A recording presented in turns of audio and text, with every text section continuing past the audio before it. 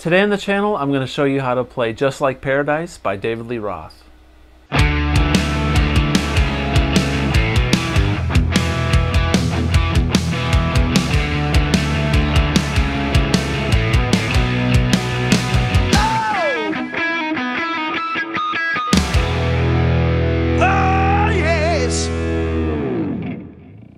Hey everybody, welcome back to the channel. Today I'm going to show you how to play Just Like Paradise by David Lee Roth. This is a great tune off of the album Skyscraper. I believe it came out somewhere around 1988 or 1989, so a long time ago. It's got some really cool Steve Vai licks and tricks in it, a really cool introduction and a really cool solo. So I'm going to show you how to play those, and I'm going to give you an idea of how to do the chord progression and some of the little things that Steve does throughout the song, okay? So without further ado, let's begin. The song is in standard tuning, so we're not tuned to flat, E flat, or A flat, or nothing like that.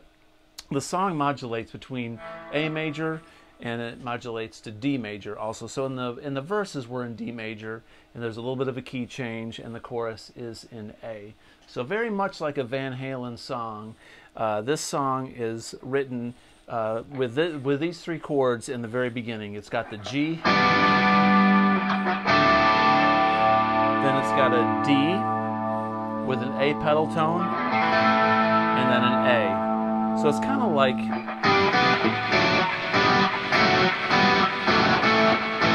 very much like Best of Both Worlds, all right? So they were certainly tipping the hat to Van Halen. I hate to admit it, but it's very true. So we got a G with an A on the bass, a D with an A on the bass, a pedal tone, and an A. Okay? And the chorus, ironically, the chorus is the same thing. Where it says, "This must be just like living in paradise." Like that, right? So the introduction is just a broke down version of the chorus. Okay? So it starts off.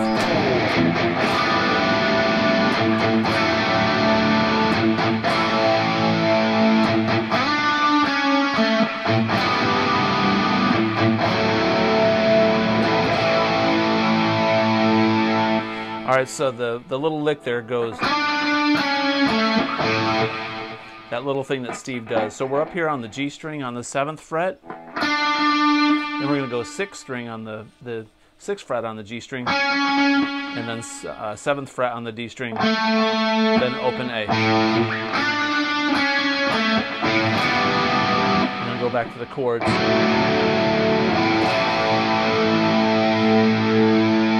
So from the very beginning,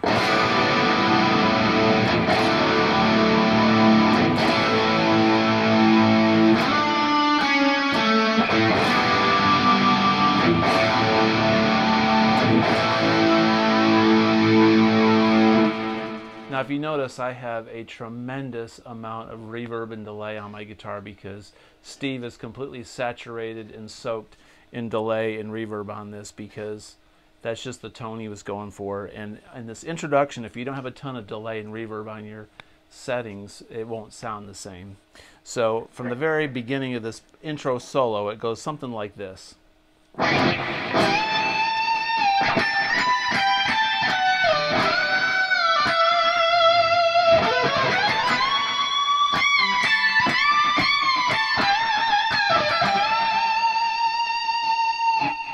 Okay, so what I'm doing there is I'm up here on the 15th fret, and I'm bending one step up to the 17th. So I'm actually fretting on the G, but I'm bending it up so it stays, it's hitting an A. You could fret it on the 17th fret, but it sounds more musical to bend this 15th fret up one step. And then we're going to fret. We're going to then fret the 17th and then slide up to the 19th.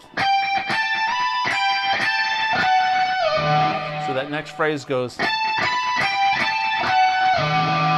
what I'm doing there is 17, 19, 15, 17, and then 19th on the B string. And slide down to the 15th with your ring finger. Very tricky.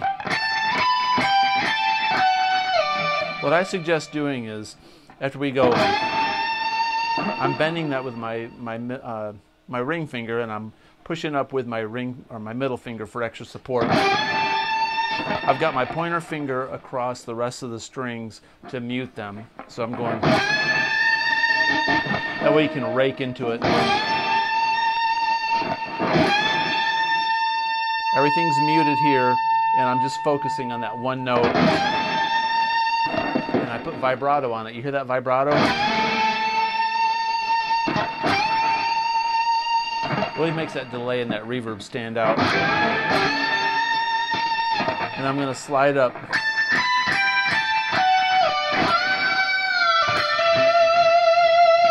So after I bend that note,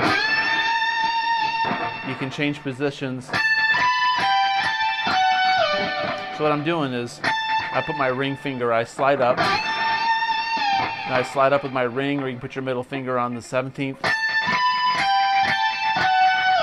It makes more sense to put your middle finger on the 17th fret, pinky on the 19th, pointer on the 15th, and then middle finger back on the 17th. So that's that next phrase. So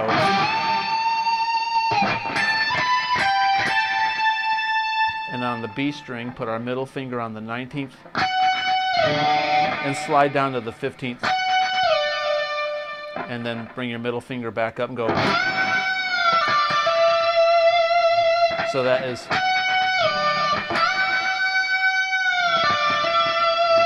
So what I'm doing there after I do that slide,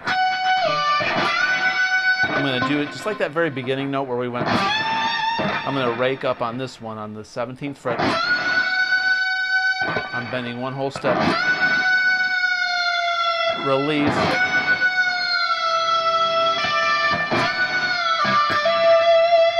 So I'm gonna release down to the 15th fret.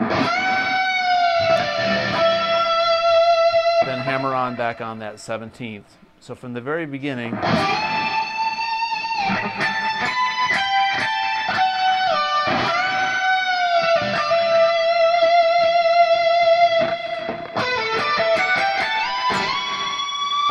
so what I'm doing there is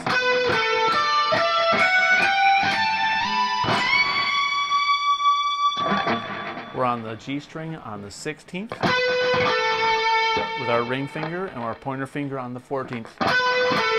So it starts off with a descending pattern. So from that run,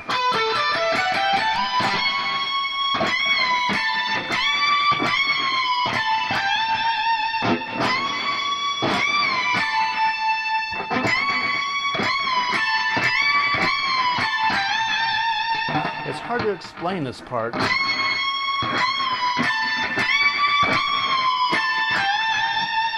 So what I'm doing there is I'm bending up one step,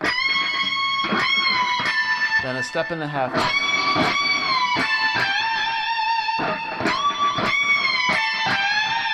and on this B string, I'm basically in the A minor position now. We're going to end kind of like that.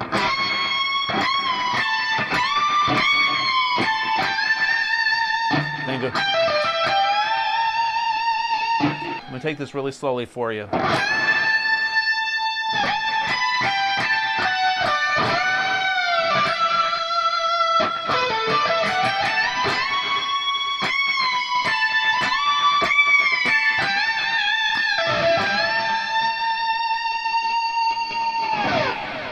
Alright, I hope that makes sense. What you have to do is pay very close attention to the way that he does this 19th fret bend where he goes.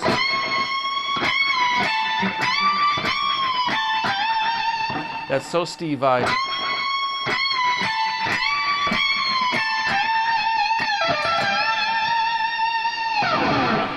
So I've provided the tablature below, so take a look at the tablature and trust your ears. The main thing that you can do is listen to the song, listen to the notes that you're playing, and look at the tablature where the notes are played, and you have to just feel it out and listen to those bends and make sure your bends are on pitch.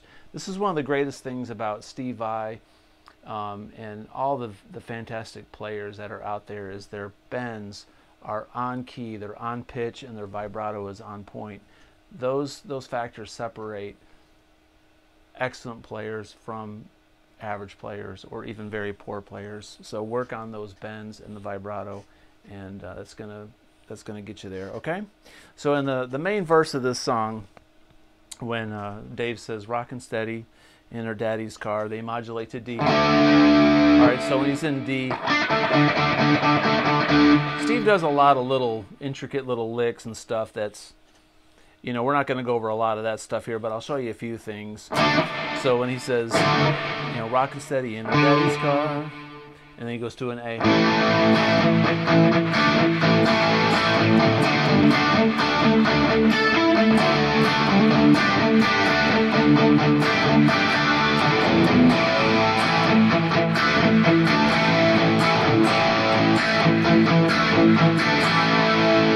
At some point, Steve will go like, he'll hit the G string on the 5th fret and bend it up like that, okay, and take it on, bring it up to pitch. Now the pre-chorus goes F sharp minor to an A to a G. Where he goes, "One night ain't enough for me," so then E to an E. Then he's in the chorus. This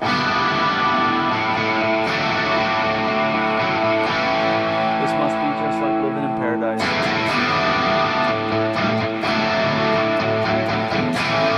Now he does these harmonic things. One thing he goes, so on the very first pass through the chorus where he goes, "This must be just like living in paradise." So I'm on the 5th fret and I'm going high E, B, G, D.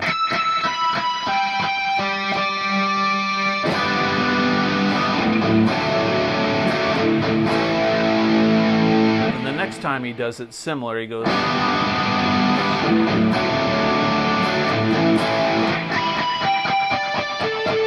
so the next time he starts on the B string like that.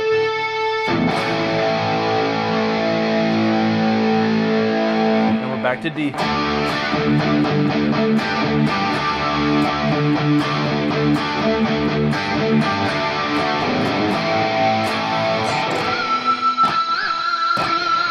There's a really cool harmonic that he does in this song that sounds like he's on the G string on the 9th fret, and he does like a harmonic, a pinch harmonic.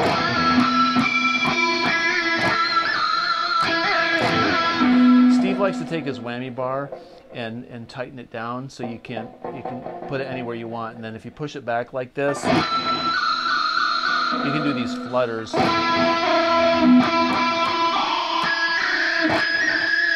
There's one section of the song where he goes,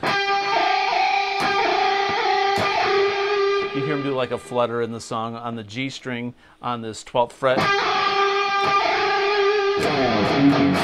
It's right before a pre-chorus. I think the second time through the song you hear him go.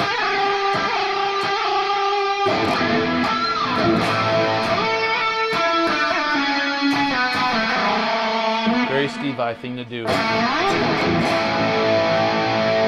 And believe it or not, that's the whole song. You've got the chorus, and you've got the pre, which is F sharp minor to A to G to E, and then the chorus again. And then the verse, all the verses is D to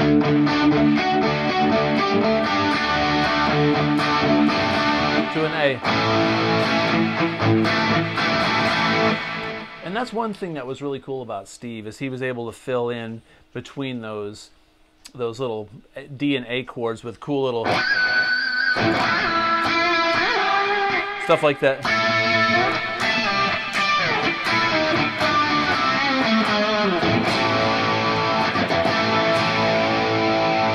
All right, let's talk about this guitar solo. The guitar solo is played over the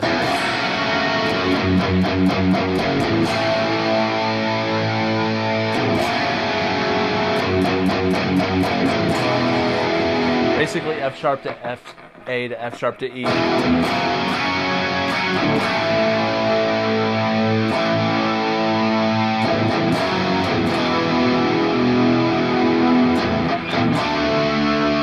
right, and then back to the... After the guitar solo, it goes back into the chorus. Okay, so let's talk about the guitar solo. The guitar solo modulates to F sharp minor. We're going to be on the 12th fret on the B string and bend up one step. And we're going to be on the G string on the 11th fret and bend up one step to the 13th. We're going to bend and release and bend and release. On that last bend, we're going to hit a pinch harmonic. Something like that.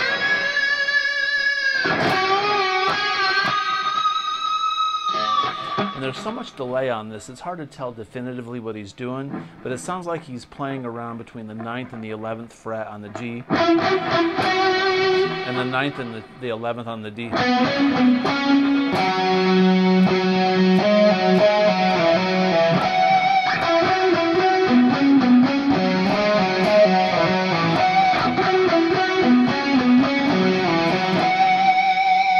The 9th and the 7th on the A.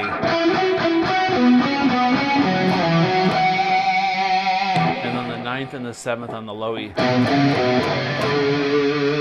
And there's some pinch harmonics on that. So what I'm doing there again is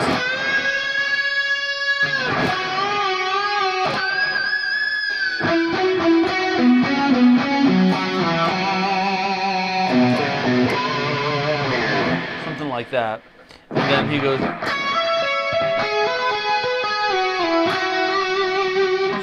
so what I did was go,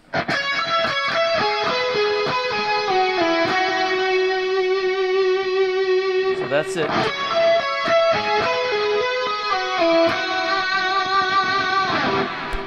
All right, and then he goes,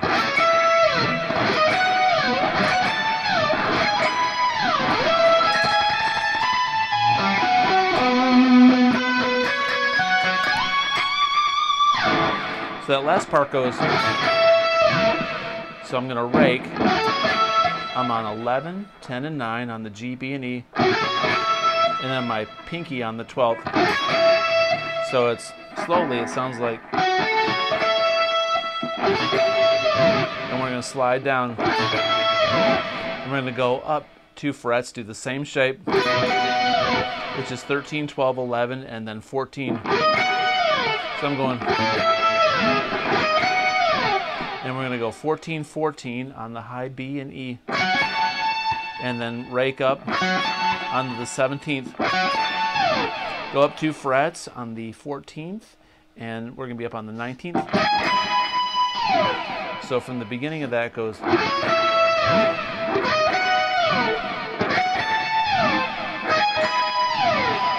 and we're going to do this vibrato or tremolo picking on like an E major. So what I did there, these are the notes on the B string. It's the 17th fret, and then 16 on the high, 17, 19, 17, 16, B string, 17, G string on the 16, and then low A on the B, which is the 14th. So.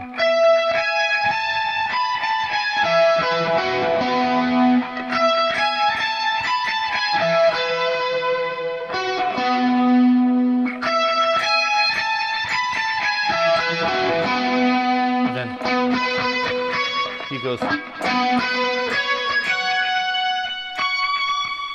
to make it sound more like the record I go,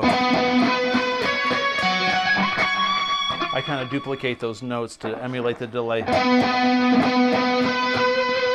So I'm on the 14th fret on the A, the 16th on the G, the 14th on the B, the 14th on the E, and then the 21st, yeah. So we're on the A string on the 14th, we're on the 16th fret on the G, the 14th on the B, the 14th on the high E, and the 22nd up on the high E.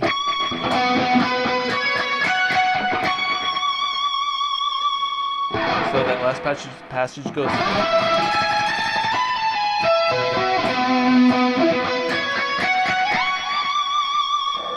on that last note, I think he's got an Eventide harmonizer and a whammy pedal, and he does like this really huge orchestral harmony thing on the end, so we can't duplicate that with one guitar.